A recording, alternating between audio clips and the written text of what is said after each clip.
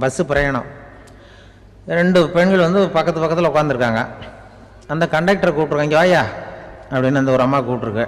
இந்த ஜன்னலில் வந்து நீ மூடி வச்சின்னா நான் மூச்சு திணறி செத்து போடுவேன்.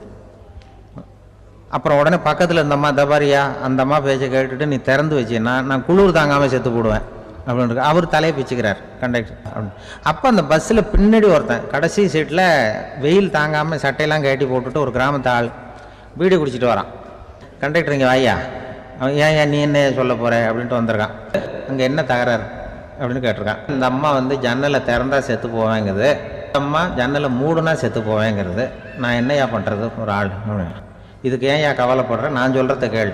கொஞ்ச நேரம் அந்த ஜன்னலை மூடி வை, அந்த அம்மா செத்து போவோம், அப்புறம் திறந்து வை, இந்த அம்மா செத்து போவோம். அவருக்கு கோவம் வந்துட்டுது கண்டக்டருக்கு. இந்த 2 அம்மாவும் செத்து போச்சுன்னா அவங்க வீட்டுக்காரனுக்கெல்லாம் யார் பதில் சொல்கிறது அப்படின்னா, கவலையே படாத 2 பேருக்கும் நான் தான் வீட்டுக்காரன்.